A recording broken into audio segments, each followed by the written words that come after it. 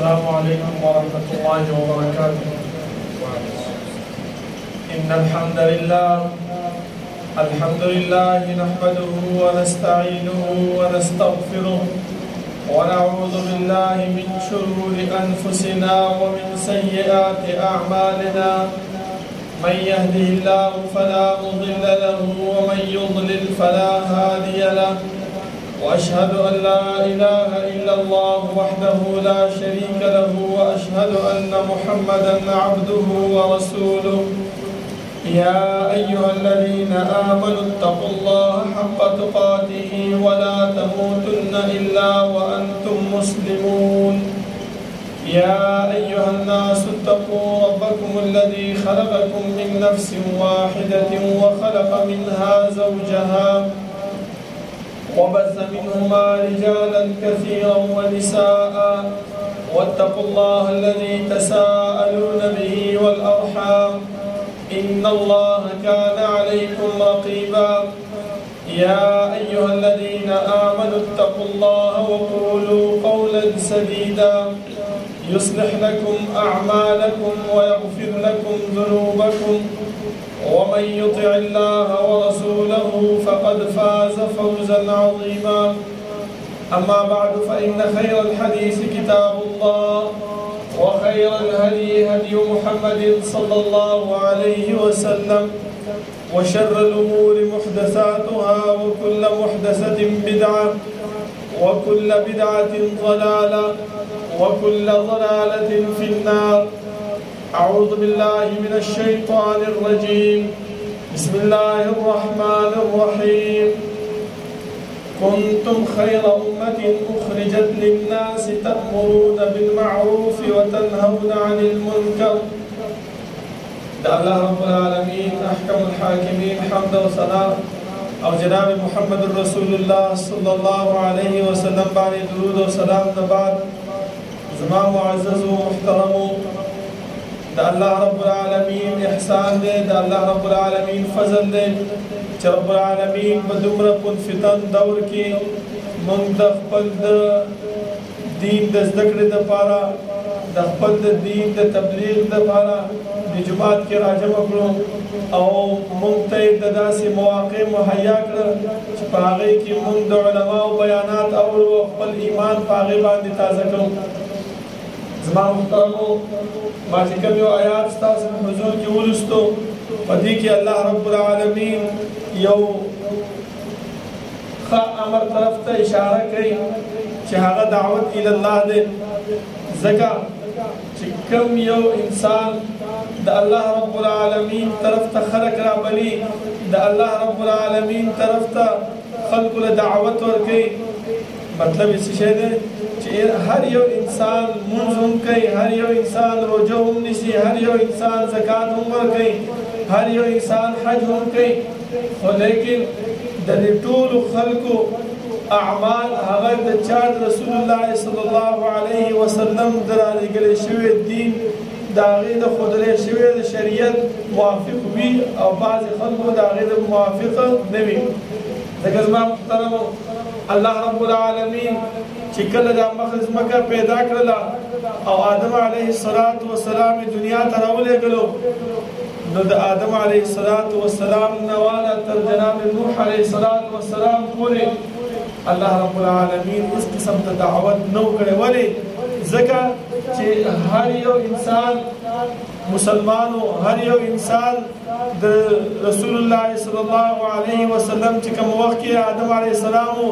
दागे बशरियत बाने रवान हो बागे बाने अमल कवलो चिकल अल्लाह रब्बुल आलमीन नूह अलैहिस्सलातु वस्सलाम ज़माना पैदा करला और बागे की शिरक पैदा शो, शिरक शुरू शो। शैतान द खल्क़ बज़ुर्गों की द औलिया द मशरान ताज़ीम और इज़्ज़त वाचवलो और इज़्ज़त संगो इज़्ज़त और ताज़ीम दाओ द खल्क़ ता अवली तस्वीरान और बानी जोड़ कर ब्याह और बानी बुतान जोड़ कर ब्याह और बानी दा वो सिजदा और बानी उकरला जो सिजदे उकरला और दा सिजदा कवन द अल्लाह रब्बुल आलमीन ना फख्र मुहतरम समझ से अल्लाह रब्बुल आलमीन पैगंबर रावले गलो और दावत कार्य शुरू को ज़मान मुहतरम یو انسان په دنیا کې یو کار کوي یو کسب کوي یو مزدوري کوي یو کاروبار کوي او په هغه کاروبار کې ورسره چې کوم کس شریک وي او هغه شریکوال ورسره لږ شانتې انبن وکړي نو دا انسان سمدستي هغه سره لانجه کېږي. دا رب العالمین یو قانون دی د رب العالمین یو نظام دی چې الله رب العالمین دنیا ته چې موږ رالیږلي یو د دې لپاره د وما خلقت الجن والانس الا ليعبدون موږ رالیږلي شوي یو د عبادت لپاره. نو چې کله دې عبادت کې موږ د الله رب العالمین نه ما سوا بل انسان شریک کوو نو الله رب العالمین دا خبره ده محترم الله رب العالمین د دعوت لپاره نوح علیه السلام راولېږلو او ورته ویل چې لاړ شه د خپل امت د زما د توحید نه زما د وحدانیت نه خبر کړه چې دعوت او عبادت هغه چا ته کول پکار دي خالص الله رب العالمین لپاره. هغې نه وروسته زما محترمو هود علیه السلام الله راولېږلو صالح علیه السلام الله راولېږلو ابراهیم علیه السلام راغی شعیب علیه السلام راغی دا انبیا راتلل مسلسل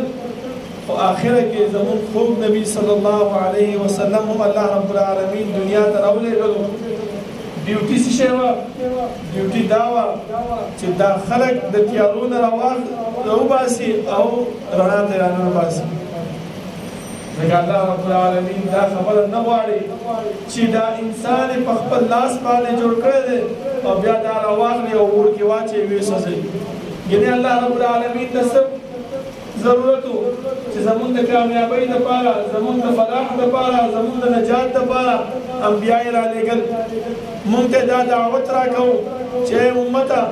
په دې خبره باندې خبر کړئ چې تاسو ما دنیا ته چې رالېږلي خپل عبادت دپاره او چا چې په دې لار باندې روان شو جنت به حاصل کړي او که څوک د دې لارې نه واوړېده نو جهنم به د هغه مقدر وي.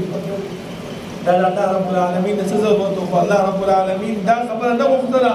چې په خپل لاس باندې جوړ کړی شوی انسان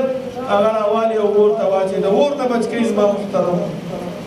رسول الله صلی الله علیه وسلم چې کله دنیا ته راغی نو هغه نبوت چې ورته ملاو شو نو دعوت طرف ته توجه وکړله. خلک یې د تیارو نه راویستل او رڼا ته یې بوتلل. لکه تاسو وګورئ یو څو مثاله به زه تاسو ته درکړم چې الله رسول الله صلی الله علیه وسلم مصعب بن عمیر رضی الله عنه هغه مدینې ته ولېږلو. نو مدینه کې خلک مسلمانان نه وو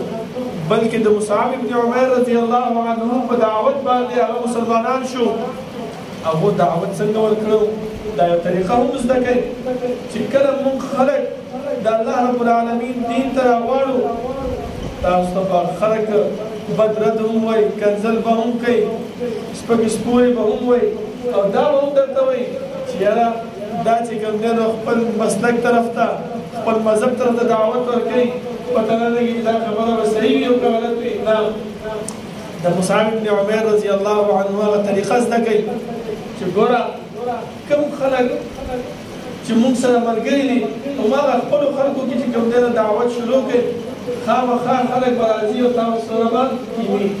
ضروري دا نه ده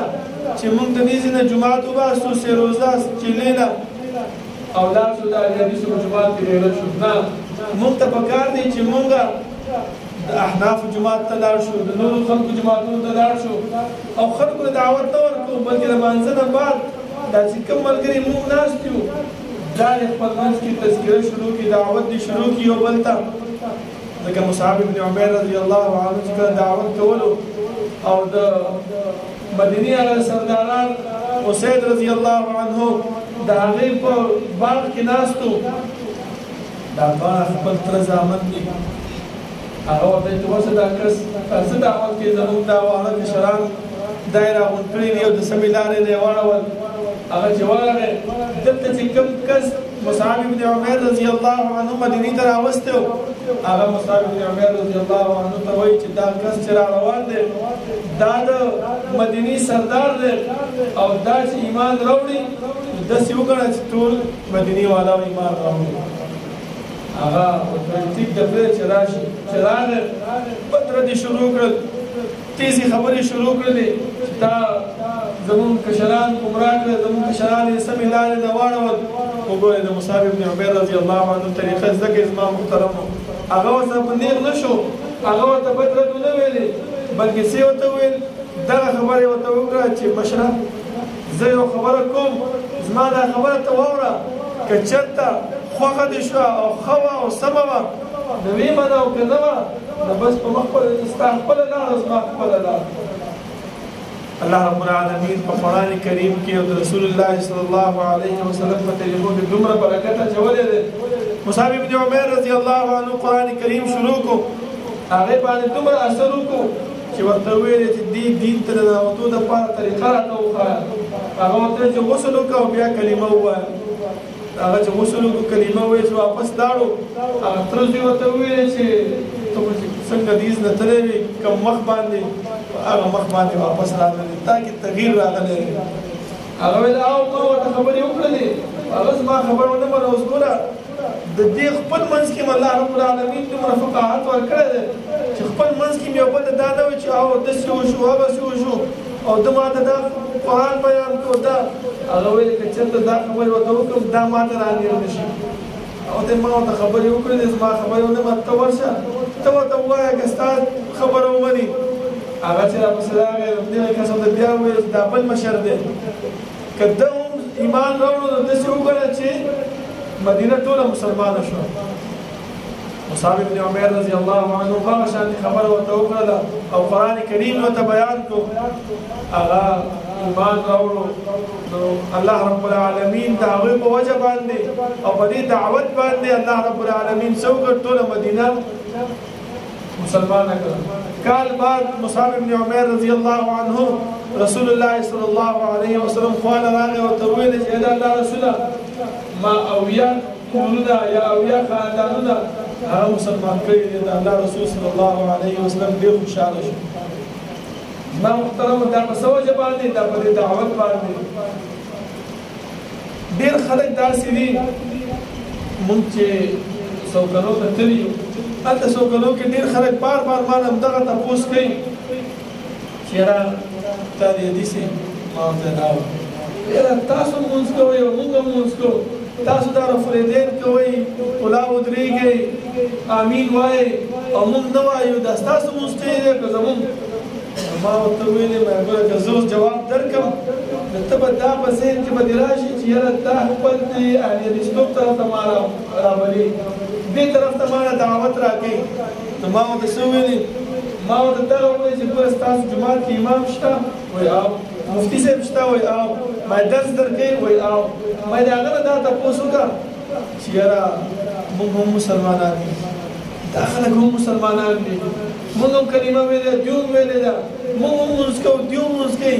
د دوی لمونځ طریقه یو رنګې ده زموږ لمونځ طریقه بل رنګې ده دوی پکې رفلیدین کوي امین وایي موږ نه وایو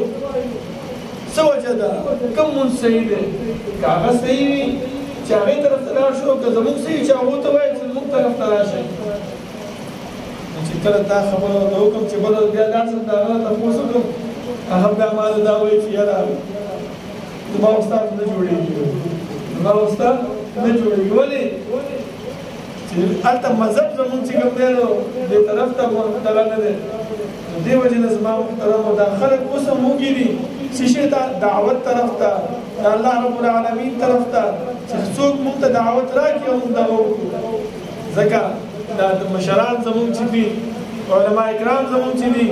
هغه په صریح الفاظ باندې دا خبره کړې ده چې دا فلاني ملا بیان ما اوره ولې ټیک ده هغه بیان ما اورېدلی دی قرآن بیانوي حدیث بیانوي د الله کلام بیانوي د رسول الله صلی الله علیه وسلم حدیث بیانوي ولې ما اوره وایي زمونږ حنفي مذهب والا یو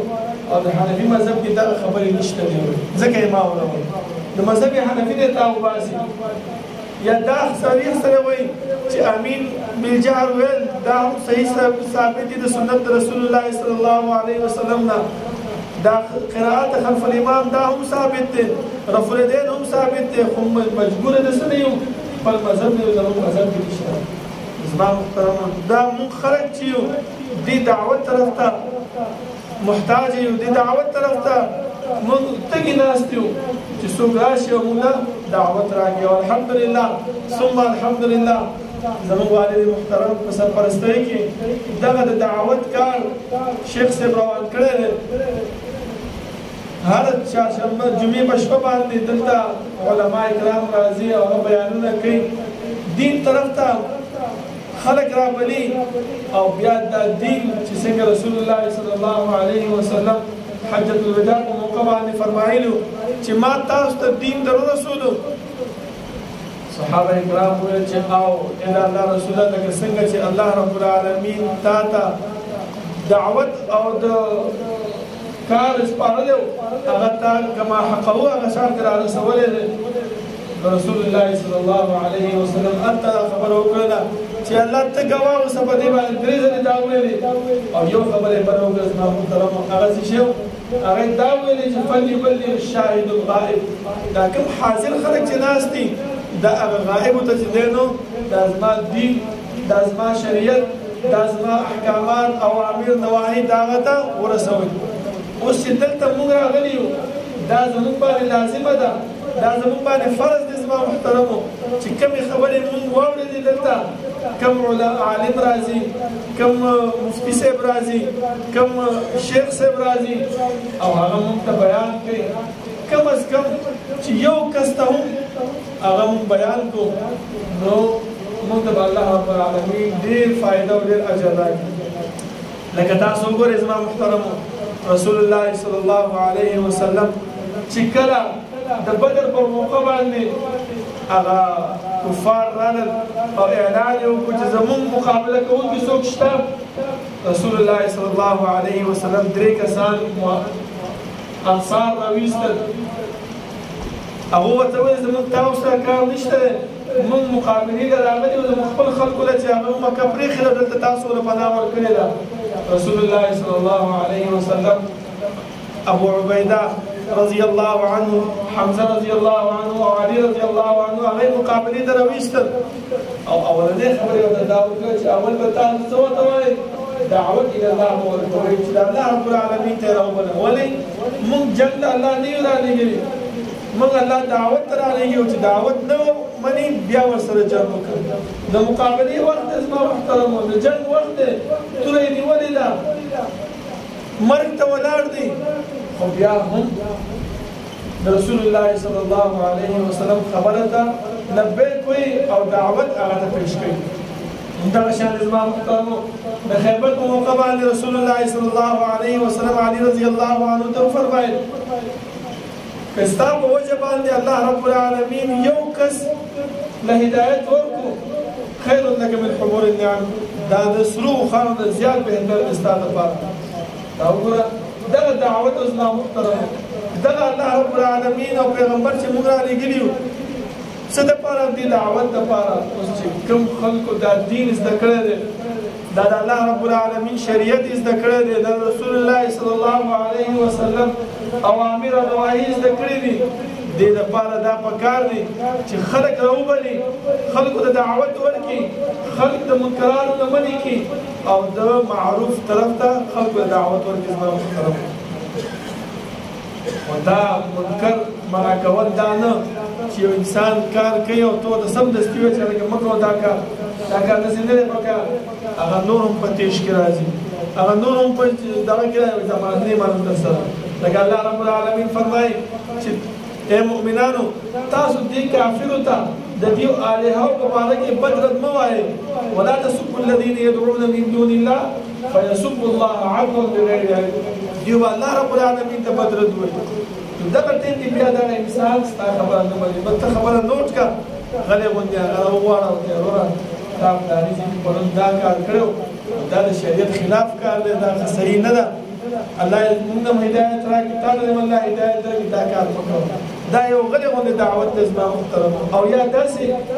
چې موږ کله د احنافو جومات ته لاړ شو یا خپل خپلوانو طرف ته لاړ شو د خپل دا دین خپل دا احکام خپل دا طریقه دا نه دي پرېښودل پکار لکه کله جومات ته لاړ شو مانځه ده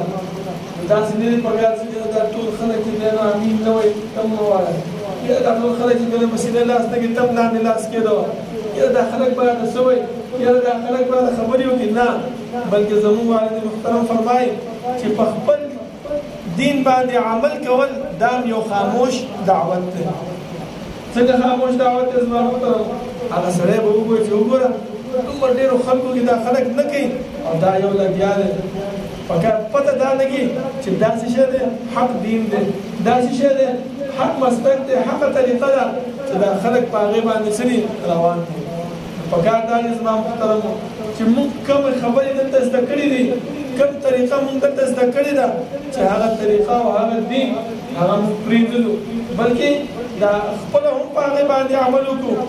که چاته ویلی نه شو ما خو تاسو ته ویلې که خپله پرې عمل وکړو دا یو قسم ته خاموش دعوت دی پکار دا دی زما محترمو چې موږ دې دعوت طرف ته ځان مهیا کو موږ ځان کې زړورتوب پیدا کو چې الله رب العالمین موږ ته توفیق راکړي او الله رب العالمین په دې لار باندې روان کړي ځکه زما محترمو دغه دعوت کار دا د انبیاو کار ځکه الله پیغمبر صلی الله علیه وسلم ته الله رب العالمین چې کوم ملګري ورکړي تاسو ته ما یو څو واقعات بیان کړل د بدر واقعه د خیبر واقعه د مصعب بن عمیر رضی الله عنه واقعه چې کله پیغمبر ډیوټي ته حواله کړله سستی پکې ونه کړله بلکې سمدستي لاړل خلک خبر کړل همدغه شان زما محترمو طفیل ابن عمر رضی الله عنه هغه هم چې دی نو راځي د رسول الله صلی الله علیه وسلم خواله څنګه دا هغې واقعه تاسو وګورئ ډېر عجیبه واقعه ده زما محترمو مکې ته راځي حج ده او دا د مکې مشرکین د هغې لارې ته ودرېږي استقبال ته هغه هم حیران دی چې یاره زه خو هر کال یې حج ته راځم دې مکې مشرکینو کله زما استقبال نه دی کړی نن څه چل دی هغوی څه چل دی خبره کوه وایي مکه کې یو کس پیدا شوی دی او دعوت کوي او خلک چې ګمبېرو د مور او د پلار او د ښځې او د بچو نه جدا کوي وایي ښه وایي او دا مالوچ واله غوږونو کې واچوه چې خبرې د هغې واودرې هغه چې راغی او د رسول الله صلی الله علیه وسلم خواته رسول الله صلی الله علیه وسلم ناستو تلاوت یې کولو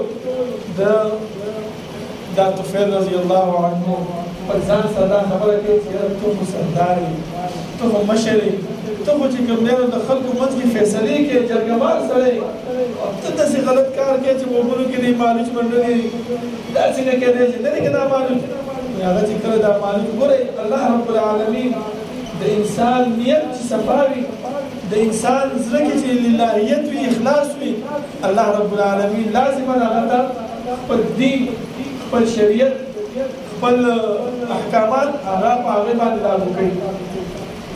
طفیل رضی الله عنه چې کله خبره واورېدله راغی رسول الله صلی الله علیه وسلم خواته او د هغې د تلاوت یې واورېدو نو په هغې باندې اثر وشو سمدستي راغی رسول الله صلی الله علیه وسلم سره بیعت وکړو ایمان یې راوړو او لاړو دوس قبیلې ته هلته یې دعوت وکړو الله رب العالمین د هغې په وجه باندې پوره قبیله چې دی نو مسلمانه کړله دا ولې هغه دعوت چې کوم یې زده کړی و هغې خلکو ته ورسولو دا نه چې بس خپله یې زده کړم زه دې جنت ته لاړ شم بل به خپل کار کوي نه دې وجې نه زما محترمو موږ ته هم پکار دی چې موږ څه وکړو دې دعوت طرف ته شو خپل ځان مهیا کړو خپل ځان ورته برابر کړو خپل ځان ورته ملاتړ مضبوط کړو چې کله موږ څه زده کړو ځکه طفیل رضی الله عنه ته وګورئ رسول الله صلی الله علیه وسلم ته څه فرمایي فرمایي چې یا الله رسوله زه ماله داسې یو نښه راکړه چې زه دین خپل قوم ته لاړ شم او ورته ووایم چې داسې خبره ده چې هغوی زما دا خبره ومني الله رب العالمین د هغې په تندي باندې رڼا راوسته هغه ورته وویل چې د الله رسوله دعا وکړه چې الله رب العالمین دا رڼا ختمه کړي او بل څه باندې راولي الله رب العالمین د هغې په لښته په چابک باندې هغه رڼا راوستله ولې که چېرته په سر باندې وې خلک به دا وایي چې ګوره که نه د مور پلار او نیکونو دین یې پرېښوستو الله رب العالمین مسخ وکړو هغه رڼا الله رب العالمین چا موږ ته راوړله او دعوت یې شروع کړو الله رب العالمین څه وکړل ډېر خلک یې مسلمانان کړل ولې هغه دین یې زده کړی په یو ځل بلاوېدو باندې قرآن کریم داسې یو کتاب دی چې الله رب العالمین په هغې په وجه باندې انسانانو زړونه کولاوي دا الله رب العالمین دا ده چې کله د انسان په زړه کې اخلاص موجود وي د انسان په زړه کې للهیت موجود وي د انسان په زړه کې دا خبره موجود وي چې الله رب العالمین د دې په وجه باندې مال هم کامیابي راکړي او دا کوم خلک چې ناست دي هم الله رب العالمین څه ورکړي کامیابي ورکړي زما محترمو دعوت طرف ته مونږ ته پکار دی چې مونږ ځان مهیا کړو او چې کومه خبره مونږ دلته زده کړو هغه خبره مونږ بل ته ورسوو او که نه شو رسولی زما محترمو الله رب العالمین به زموږ باندې دې باره کې تپوس کېږي ځکه امام ابن تیمیه رحمه الله فرمایي چې الله رب العالمین د دوه تپوسونه د امت نه کوي یو دا چې ماذا کنتم تعبدون دویم ماذا اجبتم المرسلین ما چې پیغمبر درلېږلی و څومره د هغې خبره منلې وه دا دعوت دا د پیغمبر حکم دی موږ به یې رسوو بل زما محترمو د فتنو دور دی رسول الله صلی الله علیه وسلم فرمایلی دی چې داسې فتنې به راشي د تیارو په شان دی انسان به سهار کې مؤمن وي شپې به کافر وي شپې به مؤمن وي سهار کې به کافر وي یبیع دینه بعرض من الدنیا یو څو روپو دپاره به خپل دین هم خرڅوي زما محترمو هر وخت د الله رب العالمین ذکر هغه خپل خوله باندې جاری ساتل پکار دي سبحان الله الحمد لله الله اکبر لا اله الا الله ولا حول ولا قوه الا بالله همدغه شان زما محترم درود شریف فعل حدیث کې راځي او صحابي تاسو کو چې الله رسول سونه پتا باندې درود وي هغه څومره وي یا الله رسول درې حصے ورځ کې پتا باندې درود وي هغه د زیات کا وي نیمه ورځ وي ما زیات کا وي درې حصے وي وي زیات کا ټول ورځ پتا باندې درود وي رسول الله صلی الله علیه وسلم فرمایي چې الله رب العالمین د دې درود په ویلو باندې ستا هر غمونه پریشانیان تکلیفونه مصیبتونه هغه ختموي او نن سبا ګناهګار یو استغفار ډېر ویل پکار دي او په ځکه کې دغه خبره راوستل پکار دي چې الله ستا نه ما سوا بل اله بل خالق نشته بل رازق نشته چې دا غیره خپل د ګناهونو معافي وغواړم او حدیث کې راځي رسول الله صلی الله علیه وسلم تاسو کو چې من نجات یا رسول الله اې دا الله رسول نجات کامیابی څه شي ده هغه درې خبرې دا درې خبرې په ذهن کې راوړه نو کامیاب کړي ګورې څه خبره وه امسک علیک لسانک دا خپل ژبه دا په کنټرول کې وساته بېهوده خبرې د دې نه مه کوه بې ځایه خبرې مه کوه چې راوباسي یا به درود ووایه یا د قرآن کریم کوم آیات پې ووایه یا د سبحان الله الحمدلله ووایه بېهوده خبرې هغه مه کوه دویم ولیسعک بیتک کور کې ناست اوسه کار دی نه ضرورت دی نه هسې بهر مه ګرځه ځکه بهر چې انسان ګرځي د فتنو کې واقع کېږي او فتنې نن سبا ډېرې